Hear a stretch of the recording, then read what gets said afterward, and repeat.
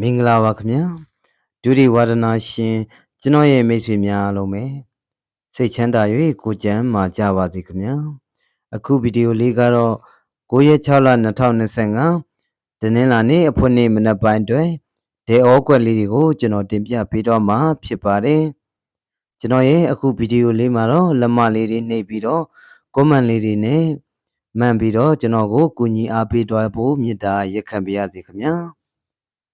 စိုက်လေးကိုမသွားခင်မှာတော့ထုံးစံအတိုင်းကျွန်တော်ထုတ်နေကြလေးတွေကိုတင်ပြပေးလိုက်ပါတယ်9ရက်နေ့ကနေ23ရက်6လ2025ကျွန်တော်တပတ်စာအတွက်ပေါ့နော်ကျွန်တော်ဟူးမကျော်ထိပ်စီးတစ်လုံးရှိမယ်ဗျာနော်ထိပ်စီးကတော့ဟူးမကျော်3ရက်ပါပဲဗျာနော်ဟူးမကျော်ထိပ်စီးတစ်လုံးရှိမယ်တပတ်စာမွေးကနန်းကတော့တစ်ကွက်သေးဖြစ်ပါတယ်ဗျအဲ့တော့2မျိုးဖြစ်နေရပေါ့နော်ကျွန်တော်မိတ်ဆွေကကြိုက်တဲ့ဟာလေးကိုလာရောက်ကန်ဆက်နိုင်ပါတယ်2မျိုးစလုံးကန်ဆက်ခြင်းလည်းရပါတယ်ခင်ဗျာဒီကတ်လေးကိုတော့မိတ်ဆွေဟောင်းများကိုတော့ကျွန်တော်ကအောင်မအစဉ်ပြေဒီလောက်ပေးပုံစံမျိုးလေးနဲ့ပြီးတော့မှဖြစ်ပါတယ်ကျွန်တော်နဲ့အခုမှပေါ့နော်ကန်ဆက်ကြည့်ခြင်းနဲ့မိတ်ဆွေအတင်များကိုတော့ကျွန်တော်9000ကျပ်ဖြစ်ပေးတော့မှဖြစ်ပါတယ်ကျွန်တော်ရဲ့မိတ်ဆွေများကကိုနှစ်တက်ရာပေါ့နော်ကျွန်တော်ထိတ်ကြီးတော့မဟုတ်မွေးကနန်းပေါ့နော်နှစ်ခုစလုံးပေါ့နော်အစဉ်ပြေတယ်လို့ပေါ့ဗျာနော်အဲ့တော့အဲ့ဒါလေးကိုလာယူဖို့ပေါ့နော်အောက်ကဖုန်းနံပါတ်လေးတွေကနေဆက်သွယ်နိုင်ပါတယ်ဗျပေးထားတဲ့အတိုင်းအနာဆက်သွယ်ပေးဖို့မေတ္တာရက်ခံပါတယ်ခင်ဗျာဖုန်းမက်ဆေ့ကနေလာယူကြတဲ့မိတ်ဆွေအစ်စ်များဆိုရင်တော့ကျွန်တော်ပို့ပေးဖြစ်မှာမဟုတ်ပါဘူးဖုန်းမက်ဆေ့ကတော့ကျွန်တော်ရဲ့ယူနေကြလူဟောင်းတွေကိုပဲကျွန်တော်ပို့ပေးဖြစ်မှာဖြစ်ပါတယ်ဒါကြောင့်မလို့ကျွန်တော်ရေးထားတဲ့ဖုန်းနံပါတ်လေးတွေကိုရေးထားတဲ့နေရာကပဲဆက်သွယ်ပေးပါခင်ဗျာအဲ့တော့ကျွန်တော် site လေးကိုတွားလိုက်မယ်ဗျဒီ site လေးကိုမတွားခင်ကျွန်တော်တုံးထိပ်ရတဲ့ site လေးကဒီထဲမှာကျွန်တော်ဆွဲမပြထားဘူးပေါ့နော်ဆက်ပြီးတော့ဆွဲလိုက်ရင်အယောင်တွေထပ်ပြီးတော့မရှင်းမှဆိုတဲ့အတွက်ကျွန်တော်တုံးထိပ်ကိုတော့ဒီတိုင်းပဲရေးပေးလိုက်တယ်ဗျနော်အဲ့တော့ကျွန်တော်ထိပ်စည်းလေးကိုရဖို့အတွက်တော့ပထမအပင်မှာကျွန်တော်တို့အဝါရောင်4000ကိုဥစွာပေါင်းမှာဖြစ်ပါတယ်ပထမပင်အဝါရောင်4000နဲ့မှာ3ရယ်9ရယ်8ရယ်3လုံးရှိတယ်ခင်ဗျာ3 9 8အဲ့ဒီ3လုံးပေါင်းခြင်းကတော့တုံညရတယ်ခင်ဗျာတုံညရတဲ့အချိန်မှာတော့ကျွန်တော်ပထမပင်အစိမ်းရောင်4000လေးကိုပေါင်းကြည့်မယ်ဗျပထမပင်အစိမ်းရောင်4000မှာတော့2ရယ်1ရယ်4ရယ်3လုံးရှိတယ်ဗျ2 1 4အဲ့ဒီ3လုံးပေါင်းလိုက်တဲ့အခါမှာတော့9ရပါတယ်9ရတယ်ပေါ့နော်အဲ့တော့အဝါရောင်ပေါင်းခြင်းကတုံညအစိမ်းရောင်ပေါင်းခြင်းကခွန်တုံညခွန်ဆိုပြီးမှကျွန်တော်နက်ခတ်အသွယ်လေးဖြစ်ပြီးတော့လေးထိပ်စီလေးဖြစ်ပါတယ်အဲ့တော့လေးထိပ်စီလေးရပြီကျွန်တော်နောက်ပိတ်ကိုတွားရအောင်ဗျနောက်ပိတ်မှာတော့ကျွန်တော်9နောက်ပိတ်လည်းရတယ်ပေါ့နော်9နောက်ပိတ်လည်းရနေတယ်လို့လည်းပြောပြရစီကျွန်တော်မိတ်ဆွေနောက်ပိတ်ပုံစံလေးကြည့်နေတည်သွားမှာပါပထမပင်ကျွန်တော်အပြာရောင်အဝိုင်းနှဝိုင်းအောင်ကြည့်အောင်ခင်ဗျာပထမပင်မှာအပေါ်ကအပြာရောင်အဝိုင်းမှာတော့6ရှိတယ်အဲ့ဒီ6ကကျွန်တော်တပင်ကျော်မှာ6ပဲဆိုပြီးမှကျွန်တော်နောက်ပိတ်လေးပြန်ဆင်းလာပေးတယ်ဗျအဲ့တော့အစောကရတဲ့လေးထိပ်လေးနဲ့ကျွန်တော်6နောက်ပိတ်လေးတွဲသွားတယ်ကျွန်တော်4 9ကျွန်တော်ပါဝါလေးဖြစ်ပါတယ်ဗျဒါကတော့ပထမပင်ဖြစ်ပါတယ်ဒုတိယပင်ထိပ်စီးလေးအတွက်ကျွန်တော်အဝါရောင်4000ကိုပထမဆုံးပေါင်းမယ်ဗျဒုတိယပင်အဝါရောင်4000နဲ့မှာ1ရယ်9ရယ်5ရယ်3လုံးရှိတယ်ခင်ဗျာ1 9 5ပေါ့နော်အဲ့ဒီ3လုံးကိုပေါင်းလိုက်တဲ့အခါမှာ9ရတယ်ဗျ9ရတဲ့ချိန်ကျွန်တော်ဒုတိယပင်အစိမ်းရောင်4000ကိုပေါင်းကြည့်မယ်ဗျဒုတိယပင်အစိမ်းရောင်4000နဲ့မှာတော့1ရယ်3ညရယ်2ရယ်3လုံးရှိပါတယ်ခင်ဗျာ1 3ည2အဲ့ဒီ3လုံးကိုပေါင်းလိုက်တဲ့အခါမှာတော့3ရတယ်ခင်ဗျာ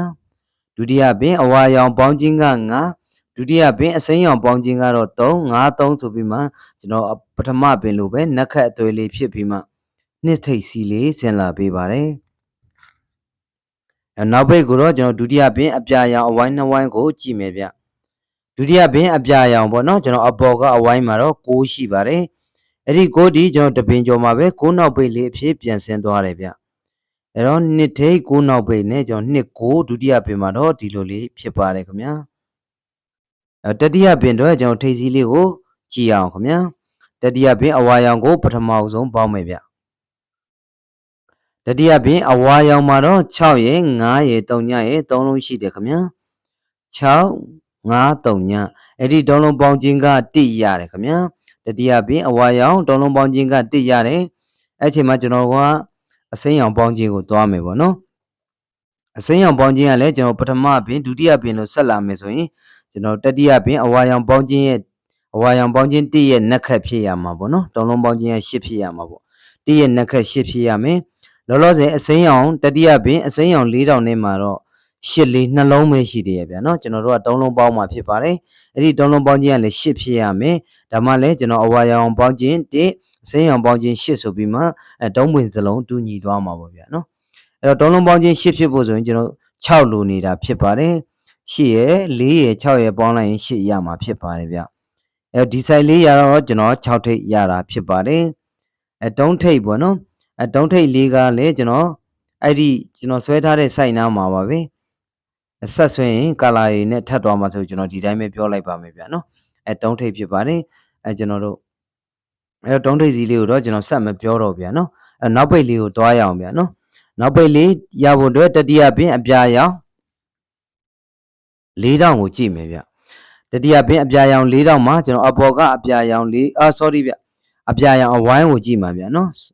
ကျွန်တော်4000လို့ပြောမိတော့တယ်အပြာရောင်အဝိုင်းကိုကြည့်မှာဖြစ်ပါတယ်တတိယပင်အပြာရောင်ဝိုင်းအပေါ်မှာတော့9ရှိပါတယ်အပေါ်ကအပြာရောင်ဝိုင်းက9ရှိပါတယ်အဲ့တော့အပေါ်က2ပင်လို့2ပင်ကျော်ဆက်ပြီးပေးခဲ့ရင်ကျွန်တော်9နောက်ပေလေးဖြစ်ပါတယ်ဗျာနော်9နောက်ပေလေးရပြီနောက်တစ်ခုကပေါ့နော်ပထမပင်မှာလဲ6နောက်ပိတ်ပါတယ်ဒုတိယပင်မှာလဲ6နောက်ပိတ်ပါတယ်အဲ့တော့တတိယပင်များကျွန်တော်ဆက်ပြီးတော့6နောက်ပိတ်ပေးခဲ့ရင်ပေါ့နော်ကျွန်တော်6နောက်ပိတ်လေးကိုလည်းထည့်ထားတယ်ကျွန်တော်ဩခွက်မှာဘာဖြစ်လို့6နောက်ပိတ်ကိုကြတော့ပို့ပြီးတော့ကြိုက်လေဆိုတော့နောက်ထပ်တစ်ဆိုင်အရာ6နောက်ပိတ်လေးကလည်းတွေ့နေလို့ပေါ့နော်ဒါကြောင့်မို့6နောက်ပိတ်လေးကိုကျွန်တော်မင်းဩအနေနဲ့ထားလိုက်တာဖြစ်ပါတယ်ဗျအဲ့တော့ဒီဆိုင်လေးရကျွန်တော်တို့6နောက်ပိတ်တွေရွေးလာမယ်ဆိုရင်ကျွန်တော်က3969ဖြစ်ပါတယ်အကယ်၍အဲ့လိုမလာပဲတပင်ကျော်မှာဆင်းမယ်ဆိုရင်ကျွန်တော်အပေါ်ကအပြာရောင်ဝိုင်းမှာ9ဖြစ်တဲ့အတွက်တပင်ကျော်မှာကျွန်တော်9နောက်ပိတ်ဖြစ်ပါတယ်ဒါကြောင့်မို့3565ကိုတော့ကျွန်တော်ကဒူအောအနေနဲ့ထားလိုက်ပါတယ်ဗျရန်ကွက်မှာတော့ကျွန်တော်3ထိပ်နဲ့ပတ်သက်ပြီးတော့30 34 2ကွက်ပါ6ထိပ်နဲ့ပတ်သက်ပြီးတော့60 66ဆိုပြီးမှကျွန်တော်2ကွက်ပေါ့နော်ရန်ကွက်လေးတွေလည်းအပြာရောင်လေးနဲ့ထည့်ပေးလိုက်တယ်ဗျစုစုပေါင်းတော့ကျွန်တော်ဒဲ8ကွက်ဖြစ်သွားပါမယ်စိုက်လေးတွေကတော့ပေါ့နော်ကျွန်တော်ဒီလေ့လာပြီးတော့ပေါ့နော်ပေါက်ကနန်းလေးတွေဖြစ်မဲ့ဟာလေးတွေတော့ကြိုးစားပြီးတော့တင်ပြထားတာဖြစ်ပါတယ်ဒါပေမဲ့လည်းပေါ့ကျွန်တော်တင်ပြပေးမယ်လေကျွန်တော်မိတ်ဆွေများအချို့လည်းနည်းနည်းပါးပါးကြည့်တဲ့တွတ်တဲ့ချက်တဲ့အကိုအမတွေပေါ့နော်ပါမှာပါအဲ့တော့ကျွန်တော် site လေးမှာကျွန်တော်မမြင်တာလေးလည်းရှိနိုင်ပါတယ်အဲ့တော့ပြောချင်တာကတော့ကိုယ့်ရဲ့ကိုယ်ပိုင်ဉာဏ်လေးတွေပါဖြည့်ဆွတ်ပြီးတော့အသုံးပြုပါပေါ့ဗျာနော်အဲ့တော့အကောင်းဆုံးကြိုးစားထားတဲ့ကဏ္ဍလေးတွေဖြစ်တဲ့အတွက်ကျွန်တော်တင်းနှင်းလာနေမနေ့မှာတော့ကျွန်တော်ရဲ့ main ကွက်တို့မဟုတ်ရန်ကွက်ထဲကနေပေါက်ကနန်းလေးဖြစ်ချင်ပါတယ်ကျွန်တော်လည်း12နာရီ10မိနစ်မှာကျွန်တော်မိတ်ဆွေများနဲ့ထပ်တူဆူတောင်းနေမှာဖြစ်ပါတယ်ကျွန်တော်ကိုမာဒီဖြစ်စေမန်ဒီဖြစ်စေအကူတီပေါ့နော်လက်ခံပေးထားတဲ့အတွက်ပေါ့နော်ကြည့်ရှုပေးကြတဲ့အတွက်လည်းတယောက်ချင်းစီတိုင်းကိုကျေးဇူးအများကြီးတင်ပါတယ်လို့ပြောချင်ပါတယ်ဗျာကျွန်တော်ဗီဒီယိုလေးကိုဒီမှာပဲရန်နာခွင့်ပြုပါခင်ဗျာ